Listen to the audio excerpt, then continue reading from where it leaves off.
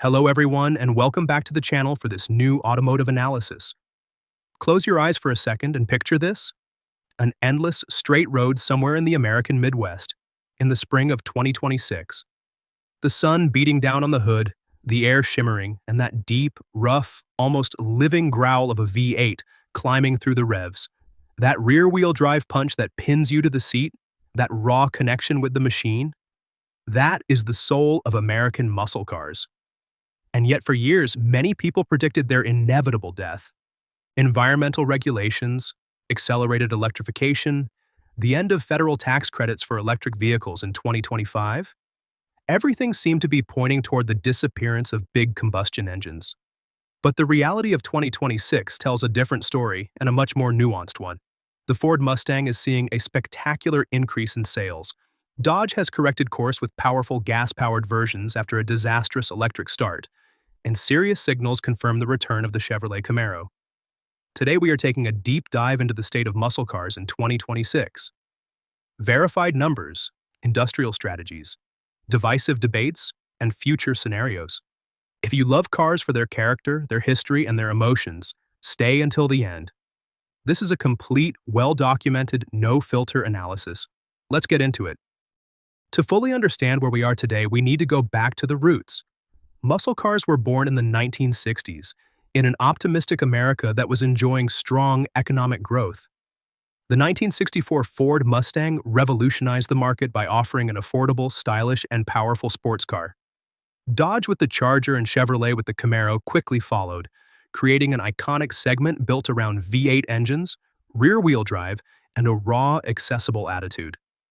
Back then, these cars embodied the American dream: freedom, power, and pure fun. For decades, the recipe worked, but the 21st century brought major disruptions. Emission standards became tougher, even though the United States remained more flexible than Europe or China. The electric transition was strongly encouraged, and in some ways pushed by generous federal incentives until 2025. Their expiration, in fact, marks a major turning point. According to the available data, electric vehicle sales slowed significantly in the United States after September 2025, with notable drops at several automakers. In this landscape, Ford has maintained continuity with the Mustang. Dodge, under Stellantis, has adopted a dual approach with combustion on one side and electric on the other, while GM stopped Camaro production at the end of 2024 to reallocate resources. In 2026, the segment is not dying. It is actually showing surprising vitality, supported by customers who remain loyal to traditional mechanical sensations. The heart of the issue in 2026 is this constant tension between emotional heritage and modern constraints. Enthusiasts want mechanical sound, vibrations, and that intimate connection with the road. Automakers, meanwhile, have to deal with high development costs for combustion engines, regulations that continue to evolve, and an EV market that has not delivered on all of its promises once incentives were removed. Dodge experienced this firsthand with the electric Charger. Launched with huge ambitions and impressive performance on paper, it did not achieve the commercial success the brand had hoped for, especially because of its price, perceived range, and the absence of the beloved sound and character. The brand quickly responded by introducing the gas-powered six-pack versions. This pivot reveals an American market that remains deeply attached to traditional performance in the enthusiast car segment. The problem goes beyond technology. It is cultural, economic, and strategic. Can muscle cars survive as icons of pure driving pleasure? Or are they doomed to become niche products for wealthy collectors? Let's look at the facts that tell the real story. The Ford Mustang is the big winner right now. According to Ford's official figures, the model recorded 14,074 units sold in the United States in the first quarter of 2026, a 50.1% increase compared with the first quarter of 2025. In January alone, Ford sold 3,609 Mustangs, up 50.4%. In March, 6,152 units found buyers. These results strongly contrast with sales of the electric Mustang Mach-E, which fell sharply after the end of federal tax credits. What a surprise! The 2026 lineup still offers the GT with its 5.0-liter V8 producing 480 horsepower, and the Dark Horse with 500 horsepower. Prices start around $34,000 for the base versions and climbed to more than $65,000 for the high-end trims. This relatively accessible positioning explains a large part of its commercial success. At Dodge, the 2026 Charger offers a clear choice. The electric Daytona Scat Pack version delivers up to 670 horsepower with a 0 to 60 time of 3.3 seconds, but volumes remain modest. The six-pack versions with the new twin-turbo Hurricane inline-six engine have received a better response. 420 horsepower for the RT and 550 horsepower for the Scat Pack, with 531 pound-feet of torque. Prices start around $50,000 for the RT. These gas-powered models better match the expectations of traditional customers. The Camaro is no longer in production in 2026.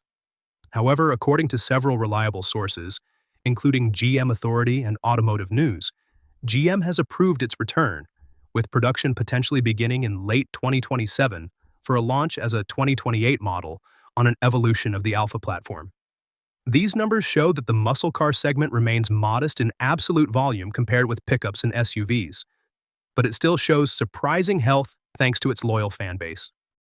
Ford has played a smart and consistent game by continuing to optimize the Coyote V8, offering special editions like the Dark Horse, and keeping manual transmissions for purists. They are capitalizing on the Mustang's legendary image. This strategy makes sense. The car sells on its name, its character, and its price positioning. Ford is investing heavily in electrification elsewhere, but refuses to sacrifice its combustion-powered icon. The risk is measured, and first quarter 2026 sales confirm it. Dodge and Stellantis have taken more risks. They initially bet on electric power with the Charger Daytona, hoping to attract a new audience. The performance is impressive, but sales did not follow. The quick reaction with the gas-powered six-pack shows a strong ability to adapt to the real market. That is a strength. However, developing two different architectures increases costs and can dilute the brand image. Is this a timing mistake or a smart response to what customers actually want? For now, this flexibility is bringing new energy to the Charger name. GM made a radical choice by ending the Camaro after 2024. It was a bold move to reallocate resources toward the Corvette and other projects, but commercially risky. They left a gap in the affordable pony car segment. Confirmed information about a return in 2028 shows that they have not completely abandoned the idea. This decision reflects the broader constraints of the industry: profitability, electrification, and a focus on the most profitable segments. These developments have ripple effects. For the brands, Ford strengthens its status as the guardian of the American flame and benefits from a premium image within the segment. Dodge gains visibility and gives customers more options, even if its messaging between EV and combustion sometimes remains confusing. GM risks losing some longtime fans in the short term, but a successful Camaro comeback could reverse the trend. For customers, fans of mechanical sensations still have exciting choices, even though prices have generally increased. Those who prioritize instant, pure performance have the electric versions, but many still regret the lack of soul. The choice has expanded, but it has also become more technical and more expensive. In the American market, this maintains a welcome cultural diversity in a landscape dominated by trucks. In Europe and China, these cars remain very marginal because of high taxes, strict regulations, and a culture that is less attached to large engines. For the global automotive industry, it is a reminder that the United States remains a stronghold of combustion-powered performance longer than other major markets, thanks to real demand and a more flexible policy environment. For investors, modest volumes can be offset by potentially attractive margins on these iconic models. For car enthusiasts, it is both reassuring and nostalgic. You can still have fun with cars that make noise and deliver strong emotions, but you can feel that every year now counts double. This subject sets the community on fire, and that is what makes it so fascinating. On one side, purists firmly argue that a muscle car without a naturally aspirated V8, without that rough sound and those signature vibrations, loses its very essence. They point to the added weight of batteries, synthetic sounds often considered embarrassing, and the loss of that unique emotional connection inherited from the 1960s and 1970s. They are right about one essential point. The driving experience changes radically. On the other side, supporters of electrification point out that electric performance offers objective advantages: instant torque, brutal acceleration, and reduced local pollution. They remind us that the industry must adapt to regulations and social changes or risk disappearing.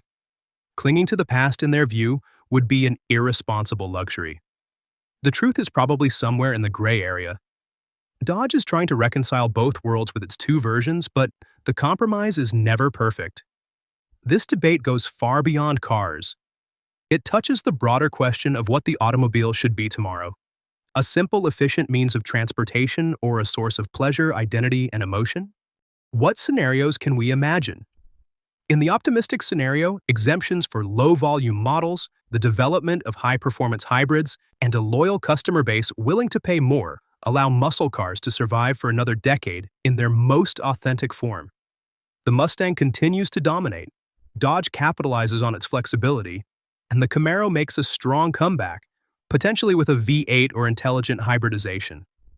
In the pessimistic scenario, regulations tighten faster than expected. Production costs for combustion engines explode, and these cars become ultra-expensive collector's items reserved for an elite, just like some European supercars today. Pure mechanical pleasure would become a rare luxury. The most likely scenario, according to most observers: gradual and pragmatic coexistence. High-end combustion models for the most demanding enthusiasts, electrified or hybrid versions to broaden the audience and increase volumes, and a rise in performance crossovers and SUVs borrowing these legendary names. Muscle cars will not suddenly disappear, but they will evolve into American performance vehicles, more versatile, more technological, while preserving an essential part of their soul. In 2026, American muscle cars are showing remarkable resilience. They are no longer living through their golden age of the 1960s, but they are far from being on life support. They are adapting, sometimes elegantly, sometimes through brutal adjustments, to a world undergoing major industrial, economic, and cultural transformation. The Mustang represents loyalty to a heritage that still attracts buyers. The Charger represents provocation and rapid adaptability, and the future Camaro may well symbolize a long-awaited comeback. At the end of the day, these cars remind us why the automobile remains much more than a means of transportation. It is about emotion, freedom, character, and culture. In a world that is becoming increasingly standardized and digital, that visceral connection with the machine still has real value. So, what do you think?